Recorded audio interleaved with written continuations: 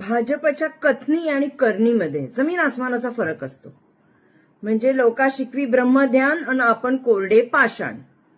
आताच पंतप्रधान भाजपचे असंच म्हणावं लागेल आपल्या देशाचे नंतर असे पंतप्रधान मोदीजी यांनी सगळ्यांना डिझेल पेट्रोल कमी वापरा, खर्च कमी करा, घरामध्ये खाद्यतेल कमी वापरा, बाहेर फॉरेनला जाऊ नका, त्याच्यानंतर सोनं 1 वर्ष खरेदी नका करू असं आव्हान केलं.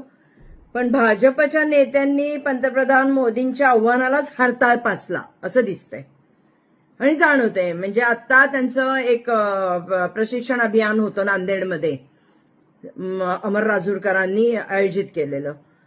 एकदम शाही थाटात जेवण, केवढे कार्यकर्ते, एसी हॉल, एकदम महागड्या हॉटेलमध्ये ही मीटिंग घेतल्या गेली. मग फक्त सामान्य नागरिकांनाच तुम्ही बचत सांगताय का? तुमच्या नेत्यांना, तुमच्या कार्यकर्त्यांना थोडीशी पण लाज नाही का की पंतप्रधानांनी आवाहन केलंय त्याच्यानंतर तुम्ही मोठ्या महागड्या हॉटेलमध्ये कार्यक्रम ठेवतायत? मीटिंग ठेवायची तर ऑनलाईन करा ना. तुम्ही वर्क फ्रॉम होम सांगितलंय ना, मग ऑनलाईन का नाही ठेवली मीटिंग? त्या महागड्या हॉटेलामध्ये लाईनीनी ते सगळे ताटं घेऊन उभे, सगळे खात आहेत, पंचपक्वान्न आहेत तिथे. म्हणजे तुम्हाला खर्च करायला मुभा आणि सामान्य जनतेने मागता अजिबात खर्च नाही करायचा. म्हणजे हे काय आहे मला कळत नाही. म्हणजे स्वतः भाजपचे लोकच मानत नाहीयेत या गोष्टी तर काय. म्हणजे आता त्या दिवशी त्या याच्यामध्ये विधान भवनामध्ये पण पाहिलं, ते तावडे बाहेर आले तर म्हणलं आता थोड्या दिवसांनी असं होईल की आम्हाला सिक्युरिटीला आमच्या खांद्यावर घेऊन जावं लागेल. म्हणजे तुमचेच मंत्री तुमची चेष्टा करतात. आजच उदाहरण सांगते, पुण्यामध्ये देवाभाऊ म्हणजे आपले मुख्यमंत्री लाडके देवेंद्र फडणवीस आले होते. बाप्पा रे बाप्पा, केवढे फ्लेक्स, केवढा खर्च बघा ना तुम्ही, काढा ना प्रत्येकाचे. पूर्ण पुण्यामध्ये जिथे जिथे उद्घाटन होते केवढे फ्लेक्स, केवढा खर्च, अंधाधुंद. आणि त्यांच्या मागे काय गाड्या नव्हत्या, कॉन्वॉय नव्हता? मग जनतेलाच का हो त्रास देताय? हा, म्हणजे तुमच्यासाठी सगळं अवेलेबल आहे, तुम्ही सगळं करायचं, तुम्ही उत्साहाने सगळे कार्यक्रम घ्यायचे, तिथे पाहिजे तेवढा खर्च करायचा, कॉन्वॉय काढायचा, गाड्या घेऊन जायचं, डिझेल पेट्रोल, खाणं पिणं, एकदम मस्त कार्यक्रम, करेक्ट. आणि सामान्य जनतानी मात्र रूल रेग्युलेशन तुम्ही जे सांगाल ते पाळायचं. सोनं नाही खरेदी करायचं, 4 व्हीलर नाही, मेट्रोनी जायचं. मग देवाभाऊनी जायचं होतं की सगळीकडे मेट्रोनी? तुमचेच पंतप्रधान, तुमचेच नेते नरेंद्र मोदी सांगतायत तुम्हाला खर्च करू नका, कार्यक्रमांना बगल द्या, छोटे खानी कार्यक्रम घ्या. केवढे मोठे कार्यक्रम पूर्ण पुण्यामध्ये, केवढे फ्लेक्स, पूर्ण विद्रुपीकरण केले त्या पुण्याचं, एवढे फ्लेक्स लावलेत. मग ह्यांचे नेत्यांची डोकी ठिकाणावर नाही आहेत का मेंदूवर पडलेत हे, का लाकवा मारला यांच्या मेंदूला? म्हणजे जनतेला किती त्रास द्यायचा, जनतेला किती छळायचं, काहीतरी सीमा असते हो. आम्हाला तुम्ही लेक्चर देताय आणि तुमचे नेते, तुमची लोक काय करतात? अंदाधुंदी.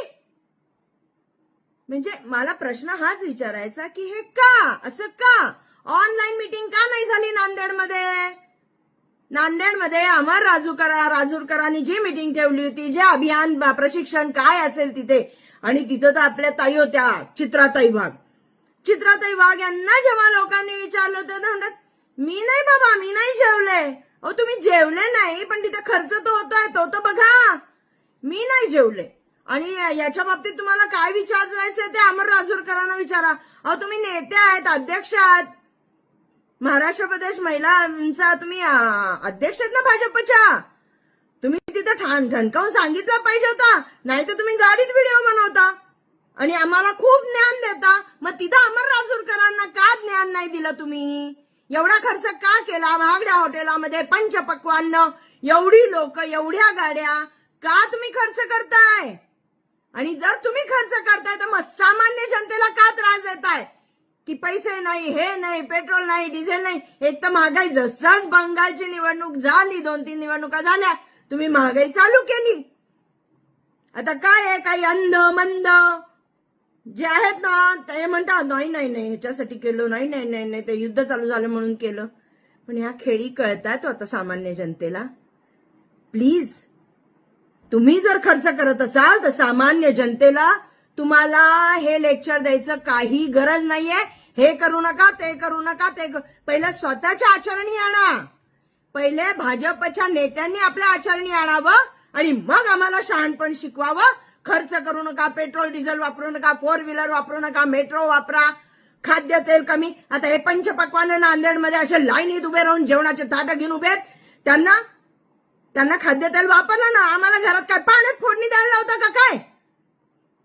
थोडी तर लाज बाळगा हो. काय करतोय आपण? पंतप्रधान काय सांगतात, तुम्ही काय करताय? म्हणजे कुणाचं पायपूस कुणाच्या पायात नाहीये. सगळी मनमानी चाललेली आहे. ऐकायचं कुणी जनतेनी? कुणाचं ऐकायचं जनतेनी सांगा ना. पंतप्रधानांचं ऐकायचं का यांच्या नेत्यांचं ऐकायचं? कारण का यांचे तर नेते बिंदास आहेत. म्हणजे स्वतः देवाभाऊनी आज एवढी उद्घाटनं केली ना, मला आश्चर्यच वाटतंय. पूर्ण पुणे विद्रूप केलंय फ्लेक्सनी, पूर्ण पुणे विद्रूप केलंय फ्लेक्सनी. का एवढा खर्च? का एवढ्या गाड्या? का केलाय ना तुम्ही खर्च? माफी मागा, लोकांची माफी मागा की आम्ही आमच्या पंतप्रधानांचं ऐकलं नाही, आमच्या हातून चूक झालीये. नाहीतर जनता आहे ना खेटरानी मारेल बघा, खेटरानी मारेल. राग येतोय, राग ते बघून की आम्हाला सामान्य जनतेला सांगताय खर्च करू नका, इकडे जाऊ नका, सोनं विकत घेऊ नका 1 वर्ष. आणि तुमचा धिंगाणा काय चाललाय? तुमचेच लोक आहेत, बाकी कुणाचे कार्यक्रम नाहीये, तुमच्याच मंत्र्यांचे कार्यक्रम भाजपच्या. कसली उद्घाटनं करता? जायचं होतं मेट्रो मधनं, रिबिन कापून यायचं होतं, संपला विषय. लोकांनी मानलं असतं की तुम्ही खरंच चांगलं काम करताय, पण नाही. करनी और कथनी